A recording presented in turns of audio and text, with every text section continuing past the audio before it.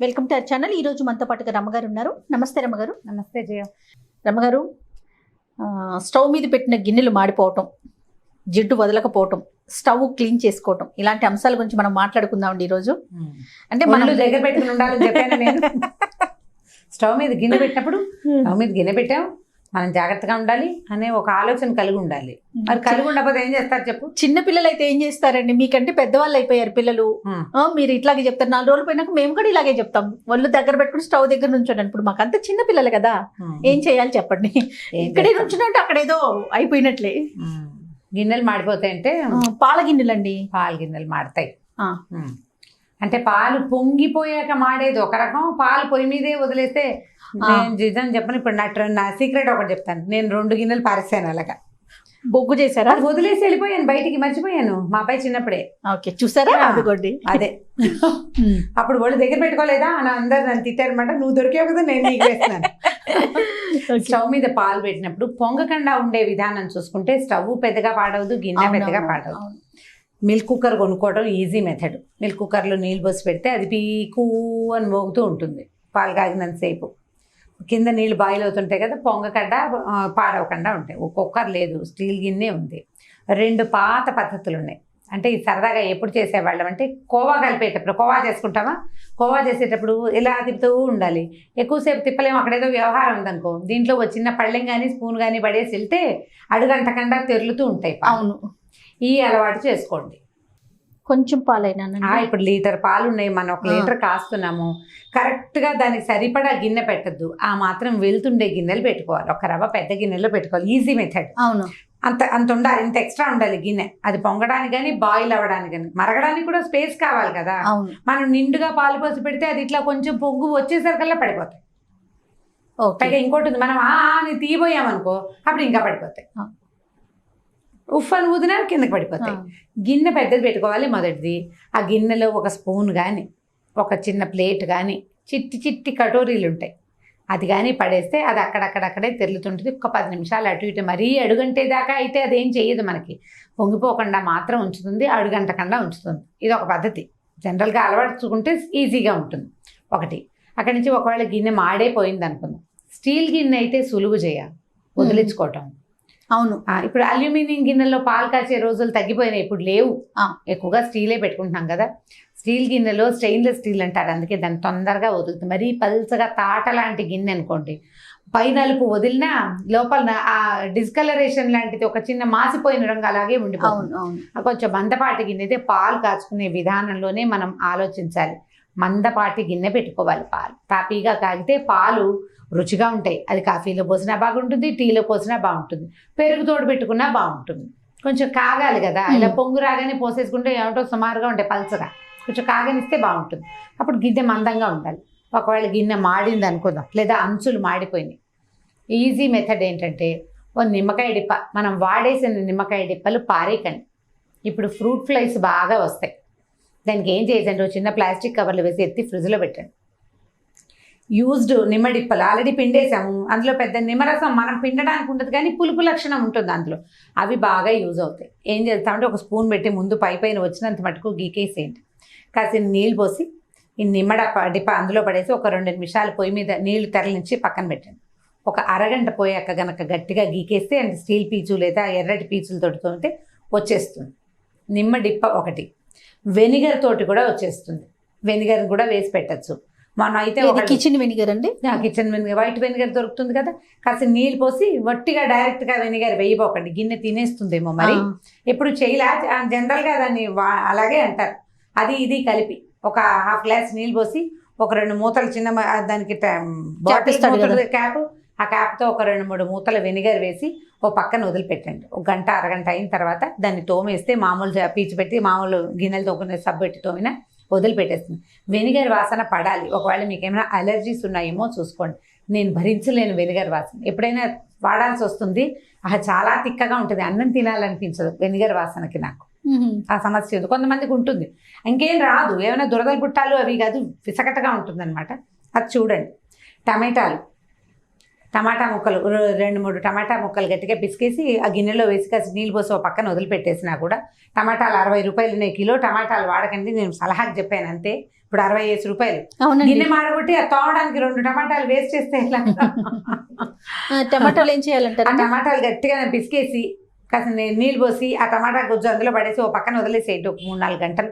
నిమ్మకాయలానే పనిచేస్తుంది టమాటా కూడా. తర్వాత చక్కగా తోమేసేయండి, శుభ్రంగా వచ్చేస్తుంది. గిన్నెలు మాడనివ్వకుండా ఉండటం తెలివిగల పని అంతే. మూకుళ్ళు కూడా స్టీల్ మూకుడైనా అడుగున మాడితే మనం వెనిగర్ కానీ నిమ్మ చెక్క కానీ హాయిగా వాడుకోవచ్చు. మన బేకింగ్ సోడా ఉంటుంది కదా, బేకింగ్ సోడా అంటే మనం తినే సోడా ఉప్పు అంటే ఆ సోడా ఉప్పుని కొద్దిగా నీళ్ళు పోసి చిన్న ముద్దలా కలపటం, ఈ మాడిన చోట అలాగా పట్టించేసి వదిలిపెట్టేయండి. ఒక అరగంట పోయాక తోమేసేయండి, 99% వచ్చేస్తుంది. మీరు గిన్నె ఏ లెవెల్కి మాడగొట్ట పనికి రాకుండా మార్చేసామనుకోండి, ఇక అందులో కాస్త మట్టిపోసి చూపించకుండా నిశ్శబ్దంగా భర్తలకు తెలియకుండా జాగ్రత్తగా పారేయండి. ఒకవేళ మగవాళ్ళే వంట చేసేటట్టుగా భార్యామణులు కంటపడకుండా ఆ గిన్నె ఎక్కడో పెట్టాను మర్చిపోయాను ఇలాంటి కబుర్లు ఏమైనా చెప్పి ఈ గిన్నెను తోసేయండి బయటికి అంతే. లేకపోతే నేను ఇంకో మెథడ్ చేశాను, మేము మార్చేసిన గిన్నెలో మట్టిపోసి దాంట్లో కొత్తిమీర వేసుకుంటాం. గట్టిగా ఉంటుంది. దాన్ని మేకు పెట్టి చాలా కష్టాలు పడి ఒక మేకు 2 సుత్తులు అదే 2 మేకులు ఒక సుత్తితోటి 4-5 హోల్స్ కొట్టాను ఆ గిన్నెకి. ఓకే. ఆ దాంట్లో అడుగునేవో 4 రాళ్ళు పడేసి ఇంత కోకో పీటేసి చక్కగా కొత్తిమీర వేసుకుంటున్నాం. బాగానే వస్తుంది. రాకేం చేస్తుంది, ఎక్కడేసినా వస్తుంది. గిన్నెలు మార్చకుండా ఉండండి. ఇప్పుడు అదే మన స్టవ్ మీద కనుక ఈ పాలు పడిపోయి మాడిపోతాయి. స్టవ్ క్లీనింగ్ హ్యాక్స్ చాలా మనకి ఇంటర్నెట్లో కనపడతాయి. చేయాలి నేను చేసే 2-3 చెప్తాను నీకు. నువ్వు అడిగావు కాబట్టి నిజాన్ని నాకు ఈ సబ్జెక్ట్ మీద పెద్ద ఇంట్రెస్ట్. ఈ గిన్నెలతో కూడా జనరల్ గా ఫేస్ చేస్తారు కాబట్టి ఇప్పుడు చూడండి ఎన్ని పాయింట్స్ చెప్పారు మీరు. అదే దీనికి కూడా మనం వెనిగర్ని వాడుకోవచ్చు. ఇప్పుడు మన సన్ఫ్లవర్ ఆయిల్ వాడతాం, గట్టంతా జిడ్డుగా కొంచెం అంటుకున్నట్టు దాని దగ్గరున్న డబ్బాల మీద కూడా నలకలుగా నూనె అంటే క్రమంగా అది బంకలా తయారవుతుంది. దీనికి వెనిగర్ని మనం వాడుకోవచ్చు. కిచెన్ వెనిగర్ కొన్నట్టు పెట్టుకోండి. మీకు వెనిగర్ వాసన పడితే ఒక వెనిగర్ బాటిల్లో పోసేసుకుని దాంట్లో ఈ మనం యూజ్డ్ నిమ్మడిప్పలు ఉన్నాయి కదా, చిన్న ముక్కలు చేసి అందులో పడేయండి. ఇది జిడ్డుని కట్ చేస్తుంది బాగా. వెనిగర్ జిడ్డుని ఉండనివ్వదు. దీన్ని ఏం చేద్దాం, ఇందులో వేసి పెట్టేసామా, మూత పెట్టి పక్కన పెట్టుకోండి. రాత్రిపూట ఏం చేయొచ్చు దీంతో, ఇప్పుడు దీన్ని కొంచెం స్ప్రింక్లర్ ఏదైనా స్ప్రే చేసే విధంగా పెట్టుకున్నారా, స్ప్రే చేసి 1 నిమిషం వదిలేసి పీచు పెట్టి ఒకసారి అలా అని తుడిచేస్తే ఎంత క్లీన్గా వస్తుందో. వెనిగర్ తోటి ఈ సన్ఫ్లవర్ ఆయిల్ తాలూకు జిడ్డు కూడా కట్ అయిపోతుంది. దాన్ని ఇంకా కొంచెం బెటర్మెంట్ చేయడం కోసమే మనం నిమ్మడిప్పలు పడేస్తున్నాం. నిమ్మ చెక్కలు పిండుతామా, తర్వాత ఏం చేస్తాం, పడేస్తాం. జనరల్గా పారేసే బదులు యూజ్ చేసుకోవచ్చుగా, చక్కగా యూజ్ చేయొచ్చు కదా, హాయిగా ఉంటుంది. ఓకే అండి. చాలా శుభ్రంగా అయిపోతుంది, గట్టు క్లీన్గా ఉంటుంది. స్టవ్ వెనకాల ప్లాట్ఫామ్ వెనకాల ఉండేటువంటి ఇది మార్బల్స్ ఏవో రాళ్ళు ఉంటాయి కదా, ఆ మధ్యలో గాళ్లలో కొన్నాళ్ళు పోయాక ఒక పేస్ట్ లాగా ఫామ్ అవుతుంది. దాన్ని కత్తి పెట్టి గీరితే ఇట్లా సుద్దలా వస్తుంటుంది, అదంతా నూనె జిడ్డే. రోజువారీ వెనిగర్ని అలవాటు చేసుకోండి, చాలా సుఖంగా ఉంటుంది. ఓకే, హాయిగానే ఉంటుంది, ఏమి ఇబ్బంది ఏమి ఉండదు. ఇప్పుడు ఎలా చెప్తారంటే ఈ రకరకాల వాటిని కదా హార్పిక్లు లాంటివి వాడబోకండి వంటిళ్ళల్లో.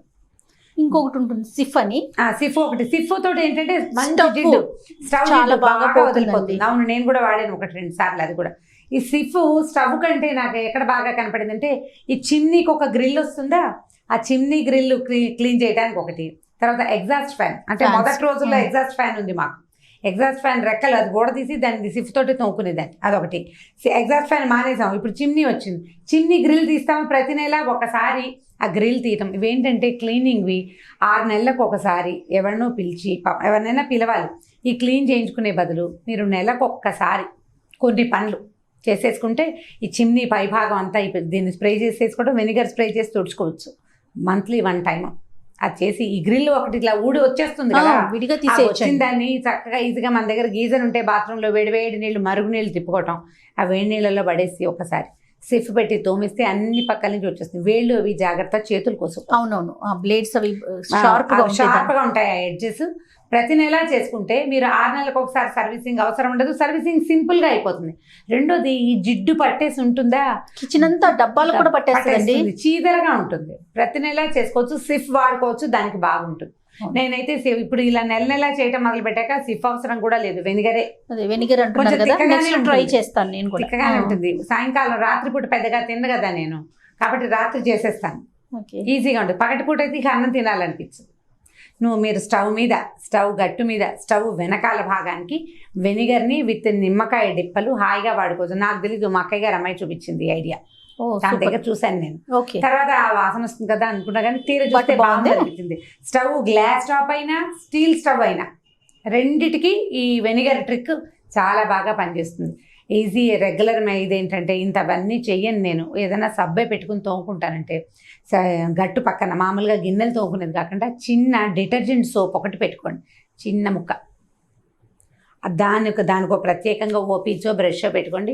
రాత్రిపూట ఆ డిటర్జెంట్ అంటించి తోమితే జిడ్డు అన్నీ పోతాయి, శుభ్రంగా క్లీన్గా ఉంటుంది. రోజు చెయ్యాలి. దీంట్లో నియమం స్టవ్ గట్టు క్లీన్గా ఉండాలంటే వారానికి ఓ రోజు చచ్చిపోతాం అనకూడదు, ప్రాణం పోగొట్టుకోవడమే, అదంతా చేయలేం కదా. అవునవును. వీక్లీ వన్స్ ఒకసారి అంత హైరాణ పడే బదులు రోజు ఒక్కసారి గట్టిగా ఊపిరి పీల్చుకుని నేను చేయగలను, నేను చేస్తాను, ఇవాళ చేసి తీరుతాను అని ఒక 3 రోజులు చేసామంటే 4వ రోజుకి అది అలవాటు అయిపోతుంది. ఓ 20 రోజులు చేశారా ఆ జీవితాంతం మర్చిపోకుండా ఆ పని అలా గంట కొడుతూనే ఉంటుంది. అలవాటు చేసుకోండి, ఒకేసారి క్లీన్ చేసుకోండి.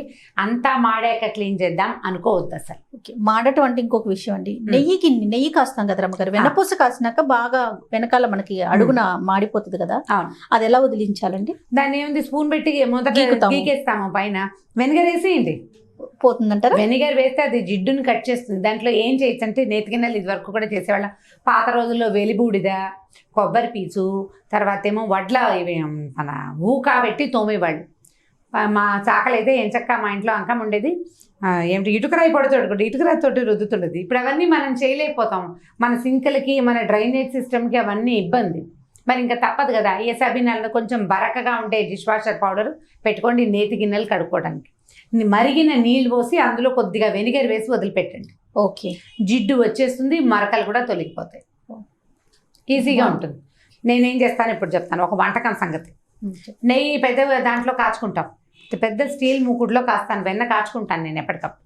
అడుగుని ఇలా కొంచెం బరగ్గా అవుతుందా, పెద్ద రాదు, కొద్దిగా వస్తుంది. దాంట్లో ఏం చేస్తామంటే చక్కగా రాగిపిండి నీళ్ళల్లో కలిపేసి కొంచెం బెల్లం వేసి బాగా కలిపేసేసి ఈ ఎత్తి అందులో పోసేస్తాను. దానికి ఒక మూత పెడతాను, ఓ 1/2 గంట స్లోగా కాలుతుంది. అడుగునున్న నేతి ఆ రద్దుతోటి కాలిపోతుంది. దాన్ని వెనక్కి తిప్పేస్తాను, చక్కగా చిన్న చిన్న ముక్కలు చేసుకుని ఈవినింగ్ స్నాక్గా తినేస్తాను. ఈ కాలిన తర్వాత ఆ గిన్నె సులువుగా వదిలిపోతుంది. నేతి రద్దు పారేయాల్సింది కాదు, తినచ్చు. గోదావరి అంటాం కదా, ఈ గోదావరిని శుభ్రంగా తినేసేయచ్చు.